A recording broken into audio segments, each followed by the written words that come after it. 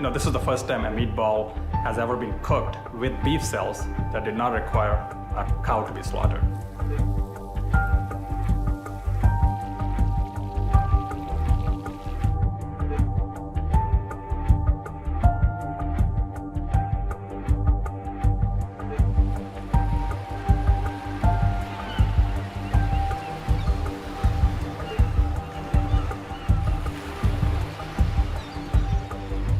This has been something that I've been dreaming about since I was a kid. Thinking about the impact on human lives and animal lives and the ills of food production.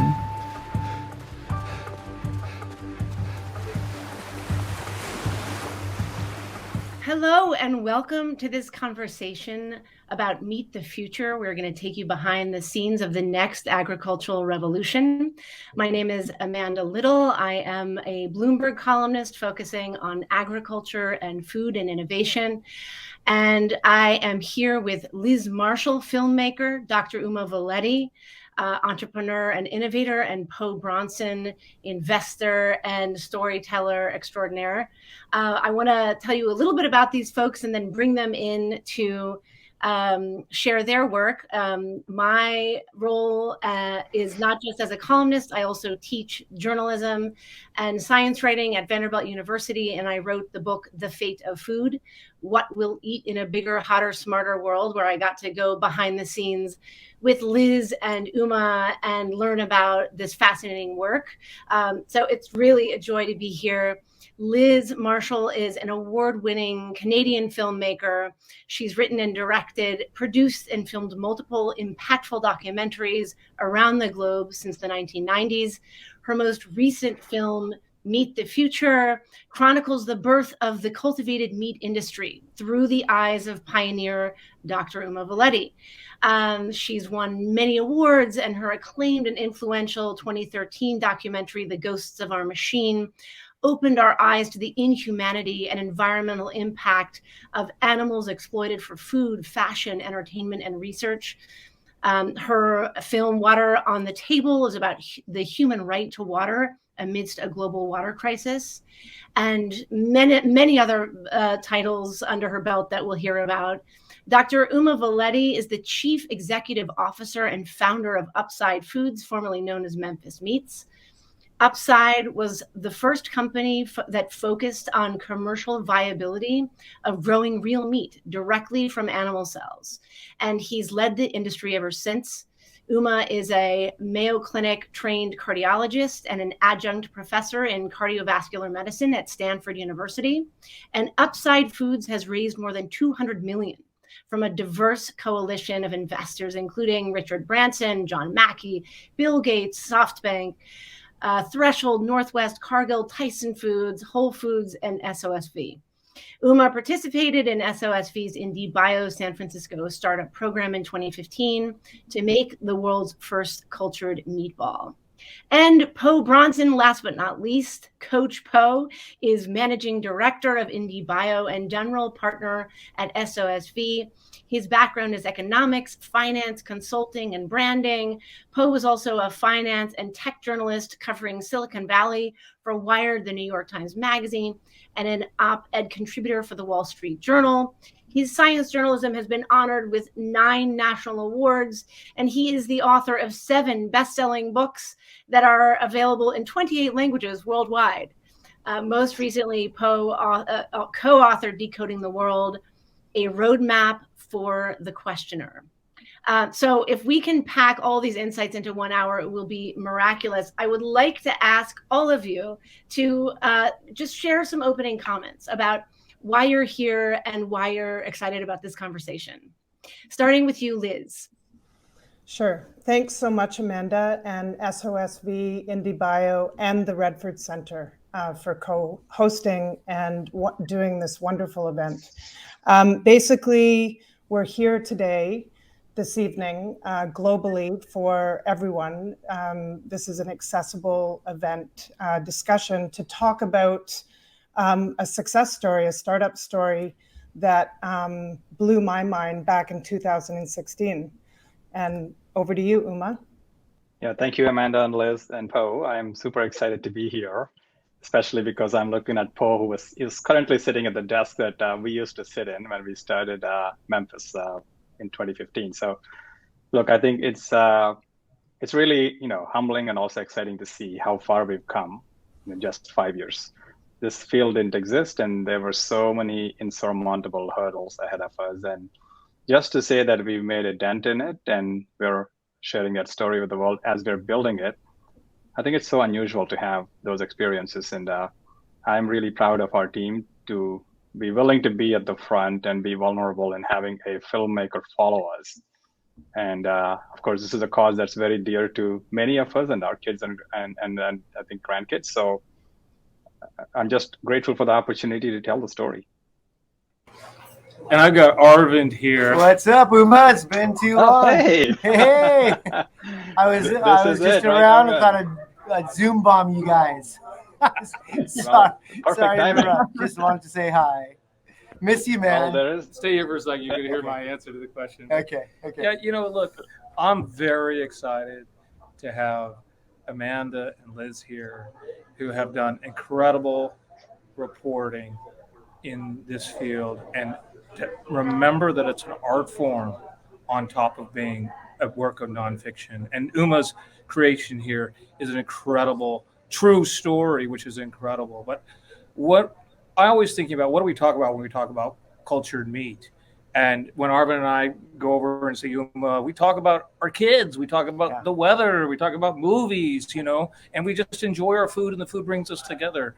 And I think, we need to have a larger conversation than we're having, and having two great artists here helps us extend this into a larger realm than just, what is it going to cost, Uma? When can I eat it? What is it going to cost? When can I eat it? Right? So that's what I'm excited about today. Yeah. Yes to that. This is the story of ingenuity. And when I met Uma in 2016, introduced by Bruce Friedrich, the ED of the Good Food Institute, I knew that there was a story. And Uma understood the approach that we needed to take as storytellers, as filmmakers, to be behind the scenes over time. This is a story that took time. And so everyone that got behind it took that risk with us. Yes. And before we jump to the next clip, I actually want to talk about what is what makes this so interesting, which is the timing of this story. This story for Uma has been evolving longer than it has for any of us, but we've all been privy to this story and following this story for years. And for many, this is a very new story. In fact, a story that may not feel real yet. Can you each make a comment on why this moment matters now for this story and for this next revolution in agriculture? Liz, I'm going to ask you to go first, and then Uma, and then Poe. That sounds like an Uma answer. Like I can speak, as a witness, as an artist, as a director who, had the privilege to become a small E expert in this topic. And who was and is and continues to be motivated by the need for solutions and the need for films that are about solutions. But I really think that your question is designed for Uma. Uma, can you answer that question? Yeah, and why now? Look, I frankly wish that this why now happened, decades ago or even 100 years ago, but the reality is the science and the technology and the trends that are really pushing it to the top were really not that apparent at that time. And I think the timing is now because things are coming together in a very big wave, starting off from the very first principles that, look, we want to have the choice of having this planet be healthy going forward for many generations. And we're facing a reality that they can't be taken for granted. And we also want to have the choice of eating the food that we've loved the most for thousands of years. So it just puts it both, right next to each other as a problem that's never been solved in humanity. And I think there's not going to be a single person on the planet who, if given a choice, of eating what they love without hurting a life or environment or the opportunity for their kids in the future would still insist on doing the same when there's a choice. So I think because we're putting choice on the table and we're saying we could have what we love and be able to start establishing a path in the decades to come in a transition that we can bring many people along. And this is not something that is disruptive and existential threat for what people are doing now, but it is something that us and the generations in the future can really adapt to and get behind. So that kind of a solution, a holistic solution, just did not exist before. I think the timing is now because there's so many forces in the adjacent spaces, in energy, in transportation, in basically learning from data rapidly, being able to understand the DNA and the implications of what the DNA means for growing animals and growing cells. All of these are coming together in the form of a product that's very relatable. And I think, what's not to get excited about this? There are, of course, challenges, but the solution we're going after will bring a lot of people along. And I think the timing is now. The last 5 years is basically a testament to that, taking the field from literally science fiction to a place where there is hundreds of companies in the world going after this. That shows the amount of pent-up interest and energy and willingness to go after really hard challenges that we just have not had a chance to kind of prioritize. I think that's really what's happening. Uma, I'm remembering as you speak the quote from Winston Churchill from 1931 that you shared for me when we first spoke, that we shall escape the absurdity of growing a whole chicken in order to eat the breast or wing by growing these parts separately under a suitable medium. So spoken nearly a century ago by the British statesman. And here we are 90 years later, having a conversation about the fact that this is now about to be in the world and on the market. Certainly is in the world in terms of the labs. Poe, do you want to make a quick comment about the timing of this conversation and why it matters before we jump to the clip? Yeah, and I want to reference the film here that, we are on the verge of these products being in restaurants, possibly this year, maybe stadiums. It is, we have a big VIP audience here, and the four of us, we've all, been tracking this for 5 or 6 years, right? It's important to remember that there's still people who haven't heard about it and are going to hear about it for the first time. And the film, Liz did a tremendously thoughtful job of working with this story in a way to work not just for insiders, it's really like for the whole world to properly appreciate this so that they will be part of the movement to transform how this industry happens. And I think that's important part. It's important that we merge art and science when we're talking to the rest of the world. So well said. Beautiful. Norm, could you play the next clip? Oh, hi, Jason. Can you hear me well? Yes, I can. And how do I sound to you? You sound clear. Okay, great. So let me make sure I'm pronouncing your name right. Dr. Uma Valeti, right? That's correct. How much funding did you take on? Is this venture backed now, or give us some idea? So this was founded by Nick and myself and Will from Memphis, and the three of us, we raised about $3.1 million. We had a venture capital group called IndieBio that funded us. Okay, this will be an edit, so just a moment. What type of doctor are you? I'm a cardiologist. Okay, oh great. Well, let's just dive in and do this, okay?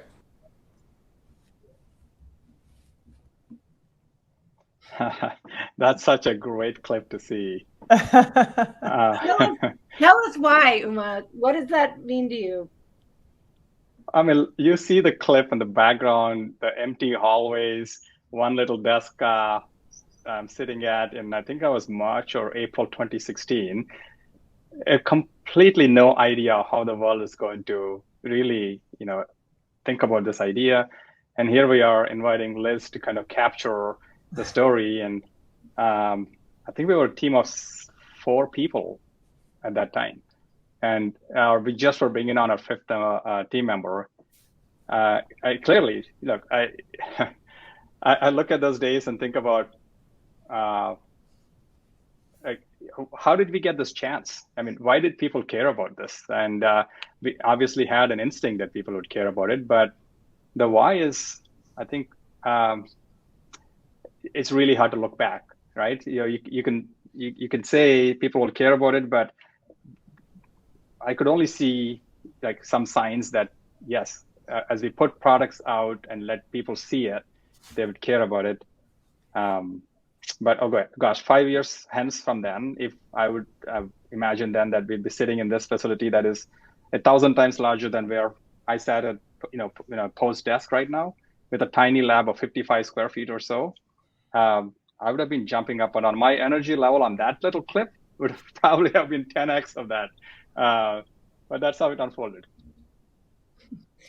So 5 years, Liz, can you give a sense of what those 5 years, 2016 to 2021 means for you as a storyteller on this topic? And then Poe, what those 5 years, the past 5 years have meant for you as an investor and, incubator in this space? Sure. So that first scene, that's correct. That was in April of 2016. I was not even financed yet to make this film. I was literally going on instinct only and on, virtual connection with Uma via telephone and email, thinking this is the story, this is what we want to focus on. So I actually hired local crew and flew down there from Toronto to get that moment, because they had just moved into their first facility, R&D facility. And so what an amazing moment visually to be able to see the boxes unpacked and to, be behind the scenes. And that's what documentary filmmaking truly is, when you're following something that is unfolding and that is through a character. So it's a character-driven, feature-length documentary told over time, because it has to be told over time. And I'm so grateful that we were in the room, literally and so to speak. You have to be in the room to properly tell a story. It was great. It was fascinating. So we were going on instinct. Uma and his team were going on instinct. So there's a bit of a mirror there, I think, in terms of our journey. Yeah. And same thing with IndieBio. They were investing on us based on instinct too, because that phone call I had after we wrote about the idea to IndieBio and SOSV, I distinctly remember Arvind, Ron, and Ryan come on the phone within an hour of the email and say, we want you to move to the Bay Area. And that was out of the blue. And I was practicing as a cardiologist, and I had a really strong, innovation development lab, as well as, the head of the program. And suddenly they're like, we need you to move here. So I moved on an instinct. And I can't thank everybody enough for believing in us so early. And there wouldn't be an upside without the early support, belief, saying that we'll take a chance on you. And the success of Uma and others from the early days of IndieBio just allowed us to keep doing what we do. Arvind and Sean built a system here where we take massive amounts of risk, and we don't think if it's our job to get rid of all that risk. We just think it's our job to get one piece of that de-risked, and it's usually the work in the lab right there. And so taking a risk of this magnitude was actually a function of the design of the system that Arvind had.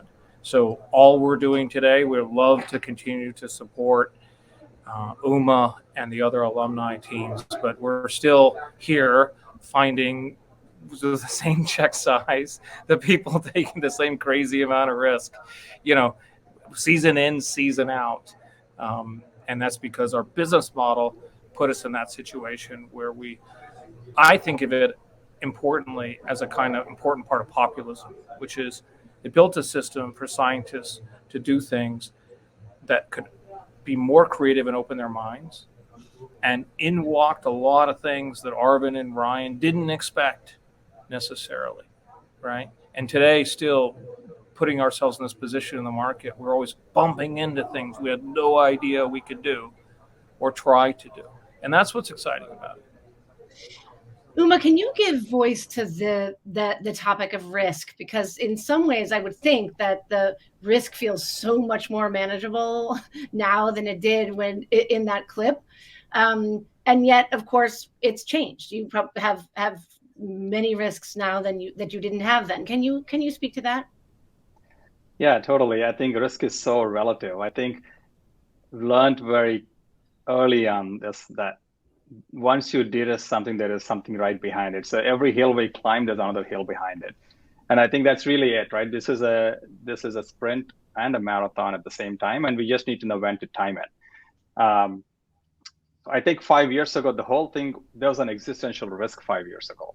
Like literally, I could not get the attention of investors to stop by at our desk because we were there at IndieBio for 4 months.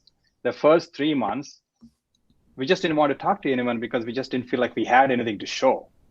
We had this idea on a paper and it should conceptually work, but nothing to show. And no one stopped by. They were like, good for you, but I don't have time for you, was really at that point the existential risk. And in month 4, right, last week of January, we did a tiny meatball.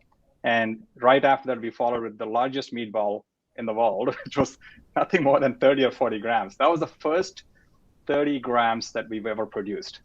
But we said we're going to cook it in front of the world. And that was a really important moment because once people started coming and seeing it and tasting it and recognizing the sciences coming together, then we started getting believers in the early stage, right after IndieBio invested in us. Since then, we've done a lot of de-risking in terms of showing that it'll work for multiple species, whether it's meat from cows or meat from birds. And that really helped a lot. But I think that the risk ahead is multidimensional, right? Which is we moved the industry from a science and technology, will it work, to yes, it'll work. Will it ever happen, to yes, it'll happen, to now when will it happen? And the when is the next 5 years, like that is scaling. The next biggest risk that this industry has, including us, is can you scale production from a small, medium scale to industrial scale? And that's really what I'm sitting in now since we opened the industrial production center last month, that we're going to start showing how meat can be produced at scale. And as we do that and get it out into the market, there are going to be market forces. There are going to be things that we need to be able to address directly and say, look, what's the cost? Can we get it at an affordable price or not? Which is still not easy to make because we don't have a lot of scale yet. So I think those are the two things, scale and can we get it at an affordable cost? We have absolute conviction that can happen. The risk is having enough capital to get to scale and also making sure the regulatory approvals come at a pace that let people stay interested in this. And lastly, this is a very large market, right? It's keep in mind, we're not competing with any other companies in our space. The market is large and it's doubling. So keeping perspective on that is important. And when people get caught on about there's only this amount of a pie, we're going to share it. And if you get more, I get less. We need to make sure that that doesn't become a risk going forward, and we communicate effectively around that. Now that you've mentioned it, Uma, I think I just have to get these two questions out of the way. Cost and timeline. Let's just address that. Where are you with that? And then we can move on to the bigger, better questions. Yeah, I think, look, the direct answer on cost is when we came to IndieBio, it was clearly in the thousands of dollars per pound. Like that meatball we put out there was about $1,000. That was about 30 grams, right? We feel that we can do the same thing for about 1,000-fold less now as we get to scale. So that essentially means we're in the range of getting to premium pricing, which is above organic. As we start building production facility at scale that can produce, anywhere in the range of 10, 20 million pounds. So that's not too far away, right? So it looked impossible or insurmountable in 2015, even when we were putting this on paper and saying, in 5 years, we expect the price to come down by 1,000-fold. It was $18,000 a pound back then when we were at IndieBio. Now we are 1,000-fold less as we think of getting it to scale. So we have to de-risk that we can do that production consistently and that we can do it at a way that it is profitable for other people along who are our partners. I think that's the next stage in terms of price. We'll, of course, release a price as we get closer to market, and that depends on timing. So timing is entirely at the moment dependent on regulatory approval. And we're working very closely with the regulators to think about, what are the things that they need to make sure that they've gone through a safety check, they've gone through a good manufacturing practices, and all the hazards and controls that we need to have in place as we get food to the table. So we are working with both the FDA and the USDA, and we're very grateful that they've realized the opportunity in this space for food safety, food security, and they're working really hard and fast with us to make sure that we realize that opportunity, and frankly, that the United States stays ahead in this area. But the opportunity doesn't stop in the United States. Now this is happening across the world in every continent except Antarctica. So I think, there's the opportunity that exists outside the US also. I think it's all imminent. We think that in the next year, there'll be more products that will be coming onto the market. It's an astounding moment to be having this conversation. Liz, I want to get back to you and the story, but Po, could you jump in here and give us a sense of the broader context of the explosive growth of the alt protein industry? I mean, the past 5 years are significant, not just for what we've seen happen with cellular agriculture and cell-based meats, but for the whole range of alt protein products that have become accepted in a way that I certainly didn't anticipate they would be in 2016. Yeah, I think it's good to put it with a little context, right? So even right here, after funding Arturo and UMA, we've gone on to fund 45 companies in sort of food and ag, looking at disrupting the entire food system and solving a lot of the problems there that relate to whether it's our relationship to animals or to impacts of the climate.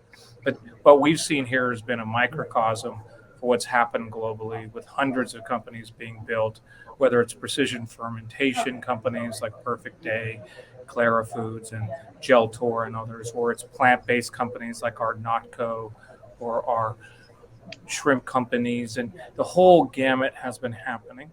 That said, it's also important to know that is sort of capping right now at about 2.5, 2.7% of the market. And more innovation is needed. More technology such as UMA's, we think, will help really, really expand that market. It comes down to taste and memory and evoking family and these things. And so not everybody is the same. Some people are very happy with the new products on the supermarket. Some people are waiting. They've tried it, but they're waiting for the next thing. And that's where we feel, UMA and the technology and others like it will really, really change the way the world looks at animals, the way they look at meat, the way we look at our food. I want to get to those big questions because that's why we're all here, why this has so much meaning for all of us. But Liz, we got to ask about the risk that you took as a filmmaker, and you spoke to that a little bit. But I'm curious about if there was ever a time when you weren't sure that you were on the right path here, that you weren't sure that filming this was a good idea, or that you had to convince UMA that filming the process was a good idea. Tell us about that. Yes, lots of times. I mean, I think a long-term relationship, between a filmmaker and the protagonist of a film is a really unique one. And, I think that UMA is so good at what he does, which is, as a businessman, as an innovator, protecting IP, like all these things, growing his team, taking enormous risk, following his passion. And then for me, I was doing everything I could to try to, push the boundaries of what we can actually witness and document and chronicle as a historic, sort of unique and extremely exclusive kind of story. So I think there's always a healthy tension. And I think in the end, we danced every step of the way. And something I want to say about risk is I think it's important to say that we're living in a world where the greatest existential risk and the greatest threats facing us today are the climate emergency, our use of animals for food, human health, pandemics, if we don't move on these solutions, and if films like Meet the Future are not widely seen to open hearts and minds around what is possible, then what? So that's what motivates me. And so I saw back in 2016, someone, and I'm speaking about Uma, someone who was risking everything. And I believed, I really did. And I thought, I'm going to hang my hat on this story, on this person, on this topic, because it brings together everything that I care about, from, human rights, the future, sustainability, animal rights, and environmental sanity. And so, here we are, and the film is about to be released soon. And the greatest hope is that it really can touch hearts and minds and open people's awareness. And that's really the purpose of documentary, is that it's a vehicle for social change. Thank you, Liz. That was so powerful, and I'm trying to be restrained here, keep us on track, but there's just so much in your comments. I do have to ask how Jane Goodall and Moby got involved in the film, because you've clearly really been, engaging with a lot of important leaders, thought leaders, and influencers on this, who've been way out front on ethical choices, eating choices, and environmental vision. So, when Moby, let me first just quickly say that when Meet the Future was released, we had a very prominent Hot Docs world premiere. That's a wonderful film festival. And it was right smack at the beginning of the pandemic. So Meet the Future got stuck in the pandemic trajectory. So myself and a few handfuls of global documentary filmmakers were in the same position, where everything was virtual and everything got shut down. There was no theatrical. There was, everything got kind of stuck in this pipeline, so to speak. I think Moby was like an angel. He sort of came out of the woodwork and said, I heard about your movie and I'd like to see it. And so he watched it, and then the next day he emailed and said, I love it. I love this movie. How can I help? So Moby came on board as an exec producer. He opened the door to Dr. Jane Goodall, who of course is one of the world's greatest, wisest elders. She's respected across all divides and really carries that wonderful voice of sanity around the natural world. And so having her stature and her signature on this film is really a gift to the movement and to the film. And so we repackaged the film slightly to include Moby's music and some narration by Jane Goodall. And now we're trying to get the film released. So I want to just add that, the integrity in Liz's production was incredible. Of course, we've never been on film. None of our team members have ever been on film. And when I sat them together and said, look, let's just let an independent filmmaker come and follow us for many years. Of course, there was lots of, questions and, scary moments for the team. But there was one thing that was never in doubt. It was very clear to us that we have to tell this story, because we needed the world to know about what we're trying to do and what this means for the world. So that was never in doubt. And the only thing I remember asking Liz is, please be sure you true stay to the authentic story, and let's not have drama or hype in there. And Liz looked at me directly and said, look, Uma, you will never have to worry about that with me. And I think that's fundamentally so important as we see this documentary. This is not a dramatized film. This is really getting behind the scenes and saying, tell the story as it evolves, with all the challenges with funding, getting both the company funded, the movie funded, and not knowing if anybody will ever care about it. So I really want to tip the hat to to the integrity that Liz showed in this movie. Speaking of that kind of trust, I felt a great deal of trust. This is queuing up the next clip. In you, Uma, when I had to sign the waiver that said that I'm about to taste an experimental product, and that Memphis Meats at the time is not responsible for my untimely death. And you said, "Don't worry, my kids have eaten this. I've eaten this." But what really, as a parent, what really speaks to me about this product beyond the humanity of it and the humaneness of it and the environmental saneness of it, as Liz keeps saying, and I love that phrase, is the safety of it. And especially on the heels of this pandemic, in the throes of this pandemic, I suppose I should say, it means so much to think about how the safety of this product. Uma, could you speak to that? And then Po, could you speak to that? And then let's run the next clip.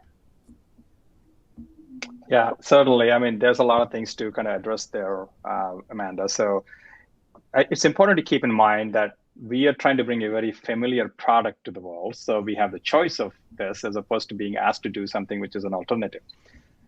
But what we're looking to change is the process behind it. And that's the part where we're like, look, we want people to really know we're working on multiple cells from various animals. And there's a lot of research that's been done in medical with animal cell lines that are many times not edible cell lines. They're just doing those experiments to understand biology. We were doing that in the same R&D lab as we were also growing food animals. And we wanted to make sure that people understood, look, this is the idea, but we need to know that this is not fully approved yet. It's not gone through a regulatory process. And we intend to get there, but this is an early look. And it's really important to be, I think, honest about it. So we've been very clear before anyone tastes, we do a verbal consent and say, look, here's what it is. Here's what you're going to be tasting. We believe that this is safe. I personally believe it is safe. I've eaten it multiple times. My kids have. And a really strong motivation for me is the promise that I made to my daughter that she can have fried chicken for her graduation. And, my kids are the first kids in the world to have tasted cultivated meat. And as a family, we were the first ones to eat it all together. So I think when you're building something like this, trust is so important. And I would not put anything on anyone's table without it being first on our table. And the same thing with our team. They recognize that what we're going after is important. There'll be lots of learnings. And for any taster that we bring in, we say, look, this is what we're doing. And as we learn, we're going to adapt. And we've already adapted. There are things we know that we won't be able to do, or we would not want to do as we get to manufacturing scale here. And we know how to put those barriers in place. And I think fundamentally for any major innovation that has had any meaningful impact on the society, they've all gone through the same process. So that gave us a lot of comfort that we are following in the footsteps of people that took on incredible risk, but we're very candid, right? So when you think about, Pasteur, he immunized himself first before anybody else, right? Because nobody was willing to take it. When I think about the person who did angiography or doing an angiogram on the heart, nobody was willing to do it. So he put a catheter up his heart himself through his wrist, injected dye, showed an x-rays and said it works. So I think knowing this also helped us to say, this is what we'll need to do. And you were one of the early people, one of the early few thousand people that have done the tastings.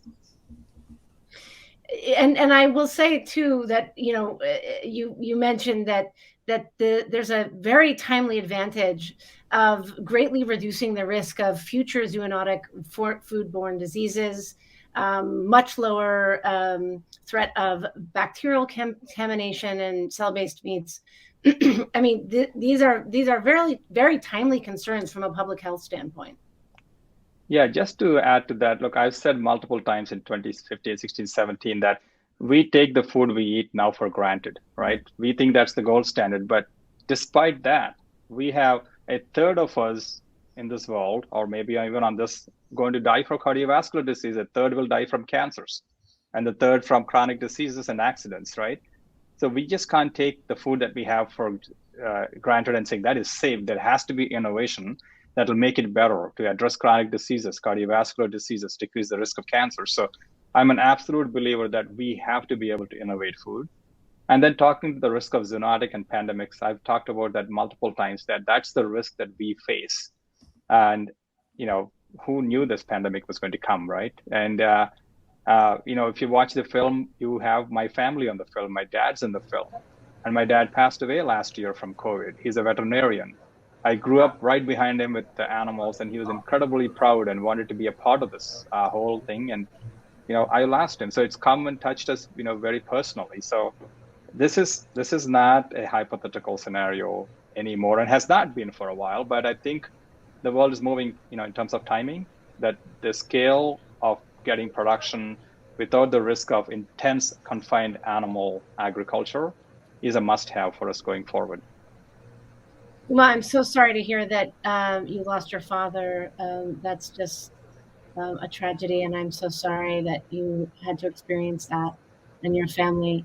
Poe, do you want to comment on the issue of safety before we jump to the next clip? Yeah, I mean, Uma spoke to the safety of the cultured meat sector. I'll just say, I think a lot of people, if you get into a dinner table conversation or riding the bus conversation, people will be like, oh, and they're comparing it to this natural meat that they eat all their life. Like, wait a minute.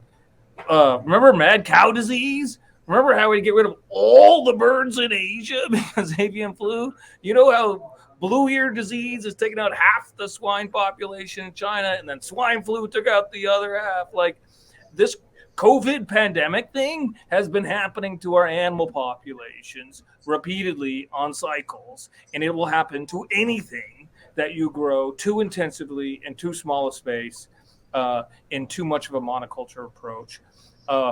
Everything that says it's antibiotics free isn't antibiotics free. They're just using bacitracin that's not on the list. Like it's, my grandfather was a rancher. I've been part of consulting the meat industry to treat animals more humanely in their death. And I'm not trying to point fingers, but the one finger you can't point at our sector is lack of safety. The wrong point to bring up. And we definitely need to underscore the fact that this is meat that can be produced with, 85% lower carbon emissions and carbon and methane emissions that are associated with conventional meat production. Have I got that statistic right? Amanda, yes, those are the projections that we have, right? The key thing to keep in mind is the first principles of how meat is made when you're using cultivated methods and conventional methods. So in cultivated, all you're growing is meat just to eat, and it's done in 2 weeks to 3 weeks time. Whereas it takes 2 to 3 years to get an animal to slaughter, or a year to get them if it's a pig, or 4 months for a chicken, or 3 months. And when you're doing it in a shorter duration, you use less resources. And there is no methane in the production process. But ultimately, this has got to be realized at scale. So scale, as we build our life cycle analysis and everything, we are pointing towards all areas where we can recycle, regenerate, and also reduce the amount of time it takes to do this. So on a first principles, when you map this out in a model, it beats conventional in a significant way in nearly every scenario. The only scenario where we don't think is going to happen is if there's no innovation happening in energy, no innovation happening in regenerative or recycling. We just don't think that's going to be possible. Even in that scenario, it's going to be conventional parity. So I just think that these models are great to have. The most important thing for us is to build them and start actually physically showing, and people walk through it and see, this is how my meat is made. And I can immediately understand why it takes less resources, why there is no methane. Yeah. I think that's the big step. That's the magical moment. Yes, but overwhelmingly, we're talking about safety across the board: planetary safety, animal safety, human safety, and I think that's so important to emphasize. As we introduce something new and kind of scary to the conversation and to consumers. This is just a radically safe product on so many levels. And I think just to set up the next clip. This was a couple of years ago. Amanda was, writing her book and finishing up her book and doing a whole chapter on Uma and his team. And we got access to film her interview with Uma, but also a tour of the facility and then a tasting. And so let's throw to that clip right now so we can actually see this real moment, totally authentic. You're eating meat that comes off from cells from a very high quality animal. This is still an early stage product, but I think I just want to make sure you're looking at this as a very big historic thing in this world. So I'm anxious to see what you think about it. See that it's really, see all the fibers in there, see the browning of the skin. And as you pull apart, meat's hard to pull apart because it's got those features and those proteins and the elasticity, which is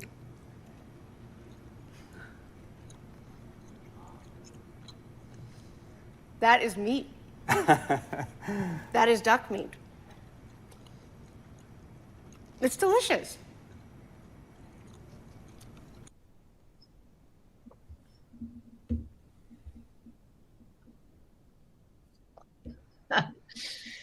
I remember that very well. I will always remember that moment. I think at one point we said, "Not your grandmother's veggie burger." You said that. Yeah, that was such an extraordinary moment for me. Uma, you had seen many people try your product before. But I'm curious what that meant for you, Liz and Uma, to capture the moment of consumption. That's a deeply personal way it resonates with me, because that's the magical moment for a consumer, for anyone who comes and tastes, because we're so well calibrated as meat eaters. The minute you put meat in your mouth, you don't need anyone to tell you what it is. Like, there's no need for anything else. The meat speaks for itself. And that's the moment that, honestly, that's the magical moment that we keep seeing repeatedly when some people, come and taste, whether they're a chef, whether they're a butcher, whether they are, kids, right? The reason it's such a deeply personal thing is that moment is tied to such a lightning bolt in my mind when the first time I tasted the beef we produced. This was at IndieBio, right where Po is sitting. When I just tasted that, it just literally blew my mind. I'm like, okay, this is meat. Because I grew up in a meat eating family, but I stopped eating meat for like 15 years prior to that. And the minute I put it in my mouth, I'm like, there is nothing I've tasted. There's all these wonderful meat alternatives out there, but nothing gave me that immediate, like, okay, there's no question.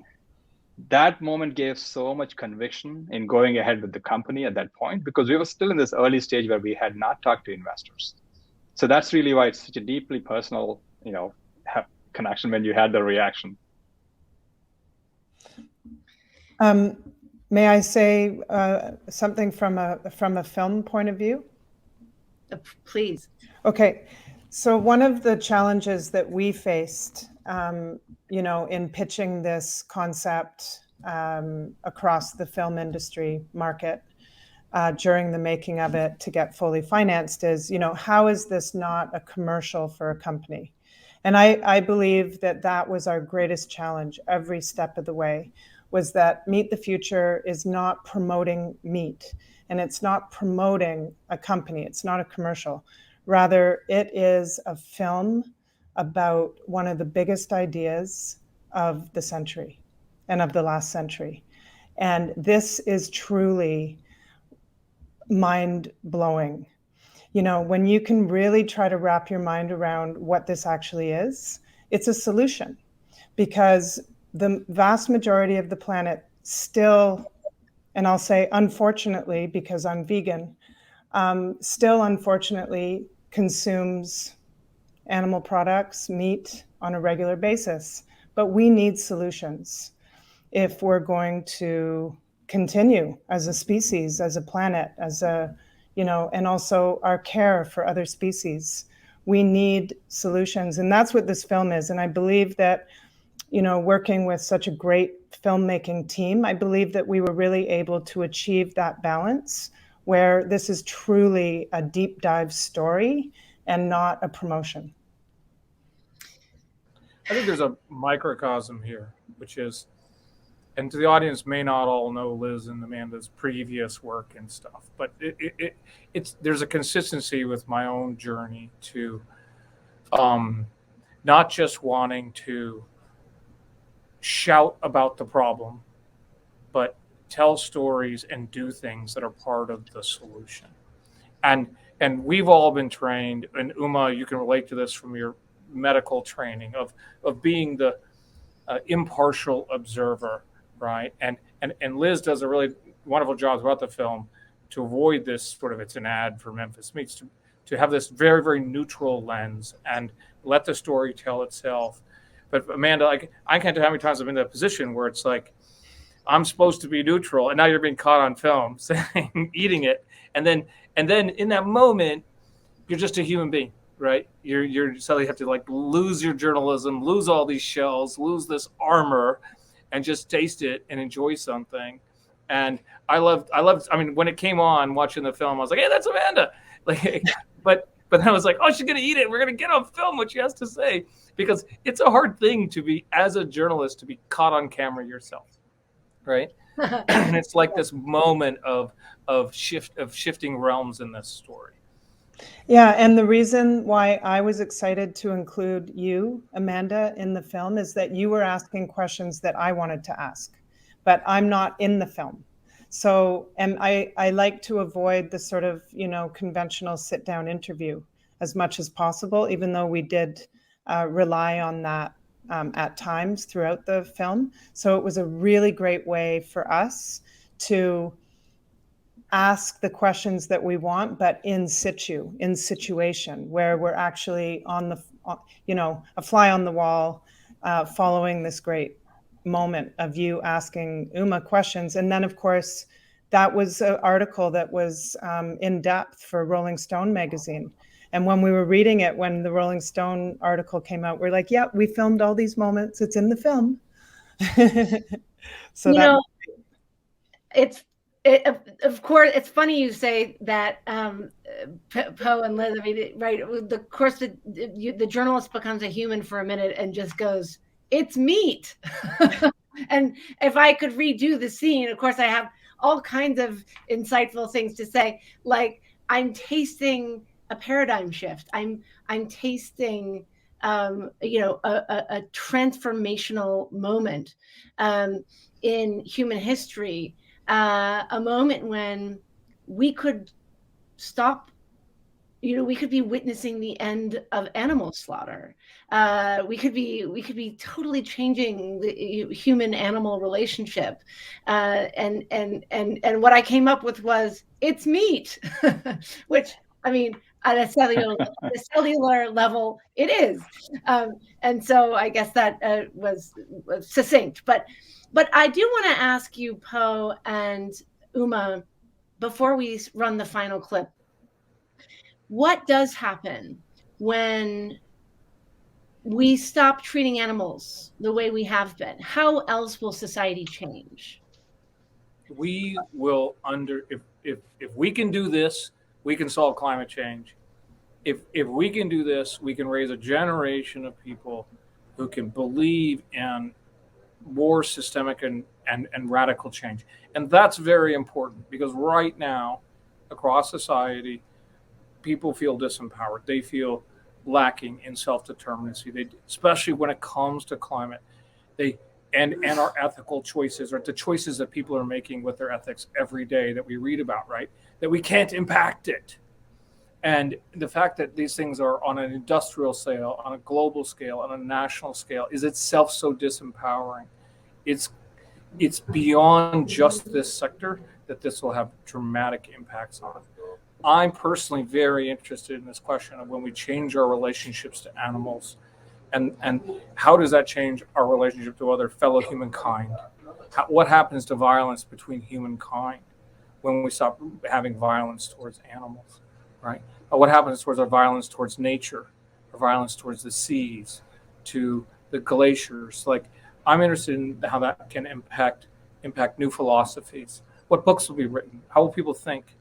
And how can they feel excited about being able to make an impact on the world as they mature through their lives?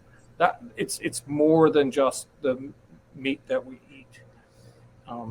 As Liz says, this is a extremely big idea, one of the biggest ideas of the century, and I think that the impacts can't be anticipated. But I'm very excited to sort of see how that story is written. Yeah, it's interesting.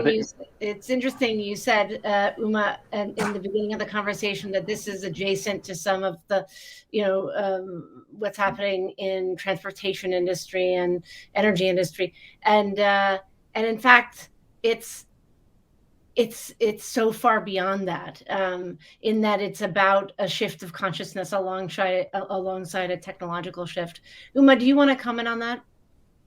Yeah, I think just to add to that, you're right. This is not just the shift of technology and just doing more and helping capitalism or any philosophy that people might have. It literally, I think, is bringing humanity into how we solve problems. And like I said earlier, I don't think anyone will actually choose to kill or hurt, whether it's a planet or an animal or a fellow human being, when we can start showing we can do this. And I think in the past, we didn't attempt taking on these kinds of multi-dimensional problems that had deep societal history and traditions, and also a societal helplessness that we love something and therefore we can have cognitive dissonance and something that we don't like how that comes to being in our lives.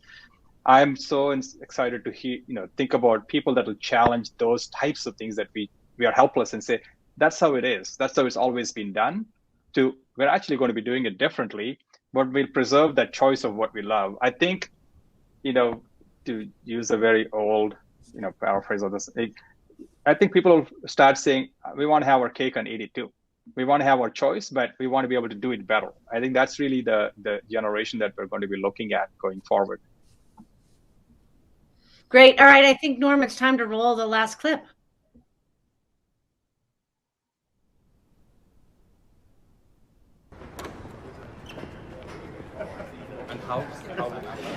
So this is about 70,000 square feet rentable space here?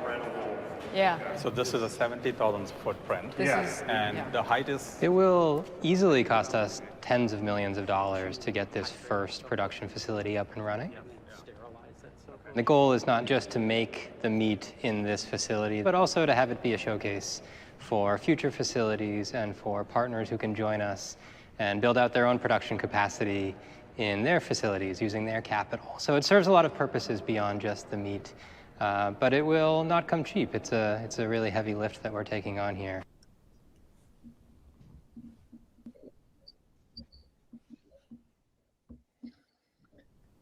Uma, you're there now. Look, it's funny, I'm just noticing I'm actually wearing the same shirt I was wearing 2.5 years ago. So we were walking into this facility as we were scouting. There's multiple places, and we ultimately didn't end up going into that place. That was about 70,000 square feet, but as you can see, there was lots of pillars in the way, and we're like, ultimately we need to have a lot more space to kind of build out our production facility. So, but here we are. This is about 53,000 square feet, and there's lots of images that we've already released last month when we opened the facility. We call it EPIC. And EPIC essentially stands for Engineering, Production, and Innovation Center, where we expect not only to launch products into the world, but continue to actually do innovation on the production methods and cultivation systems so that we can have multiple types of clean cultivators available for people who want to be able to go and set up production facilities. And it's so important for scale. We need to be able to show clean industrial processes, where it's like walking into a brewery and trying a craft beer or trying something that you always liked. And when we put this in the middle of a neighborhood, it was done intentionally, saying that just like you're walking out there getting coffee or walking your dog, you should be able to come in and say, this is how my meat is made, and just walk around and walk inside the facility. So we built it all with an idea of letting people understand how meat could be and should be made in the future. And I'd say that would be the second magical moment. The first one is tasting it and saying, then it tells the story itself. The second one is for people to understand all these things we put on a slide and said, this is what a production facility will look like. And it's really, really hard for people to grasp it unless they set foot in this and start walking around and saying, I get it. That's how it's going to be made, because it's a much better way of making it. So I think that's really what needs to happen. I'm really happy that within 2 years of that clip that Liz recorded, we have this built. And yeah, we built it during the time of COVID. We broke ground in September last year in the middle of a peak surge.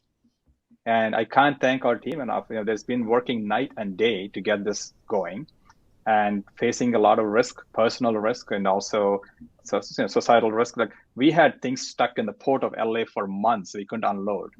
And we had, the price of steel go up like 2x or more during this time. And through all of those challenges, we've been able to say we moved in on time, and we did that on budget. So this is going to be the story of our team and this industry, that there'll be multiple hurdles ahead. Many of them will be called as insurmountable. As we get closer and closer, there'll be lots of challenges we have to address. Some of them are well-meaning critics talking about the challenges, and many of them are going to not be well-meaning critics. It's just the dynamism of the business that needs to grow and competing things that come into play. I think that's all ahead of us. And through all of that, we have this very sincere belief and purpose that nearly everybody can get behind it. We just want them to come meet us, taste the meat, walk around the facility, and say, look, I want to get behind this for my kids, my grandkids. So I think that's really, the next stage. I'm sure our team has gotten pretty resilient with a lot of scar tissue, with a lot of punches we've taken along the way, things we thought would work that didn't work, and we had to kind of work around it. And there's been withering criticism of all the things we do, and the personal resilience also has gone up on the team. So I'm looking forward to the next phase, which is getting products out to market and show how it's produced. Po, what is it like for you to witness, to behold this scaling process? Well, most people watching today have all familiar with the image of that 40-gram meatball in that pan 5.5 years ago. Well, Uma's sitting in a 53,000 square foot frying pan is another way to say it. Like, to me, we teach a simple message here, right? Like, our scientists aren't naturally interested in making a lot of money. That's what we're doing. We teach it gas is what fuels the rocket ship, and the rocket is this change you're going to make in the world. And scaling and getting big and hiring lots of people is how you make change in the world. So to me, to get us the UMA and facility, and the new facility released last month, is, the world's largest facility of this sector in this space. And it represents change, right? And you can look at it, you can say, oh, well, white walls, I see bioreactors, I see glass, I see wonderfully handsome, nice guy who's got incredible bedside manner, whatever. Like, the point is, you're really seeing change. And this is what change looks like. This is what change looks like, right? And even for Liz's work, you're seeing, when you're looking through the film, you're seeing Liz's work on that film, right? And how she shot these things, and how she did the sound, and every little bit. And this all represents change. And it's interesting to say to my kid, like, hey, look at this picture. That represents a massive change in the world, when she might think a protest sign was change, right? She might think the streets, the tents on the street outside Jesse Street represent change, right? But it's a paradigm shift to think something as nice looking as that is representative of a radical change. Yes. I tend to be shy. I've learned from students and audience members over 25 years of writing about environment and innovation to be very wary of techno-optimism. As Liz said in the beginning, we have a responsibility to ask questions and to interrogate and address the concerns of consumers, and to address the withering criticism. But I've also, having followed this story for now, 5 years, can't help thinking of the Nietzsche quote, he or she who has a why to live can bear almost any how. It's amazing to see you overcome barrier after barrier, Uma and Liz, and to see both of your deeply creative works come into the world. Liz, do you want to share any closing remarks? And Uma, would you like to have the last word? Only to say that thank you so much for those comments. It means a lot. It has been a long and winding road. And sometimes Uma and I, have a little phone call or a supportive text or something just to say, we're in this together.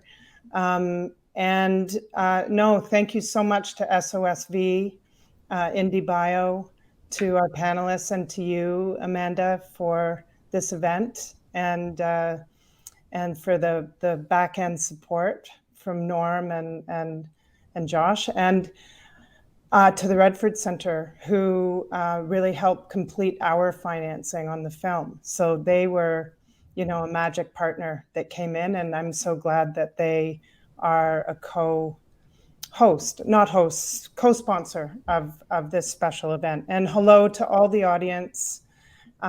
This will be archived and will live on, and I'm grateful. Thank you.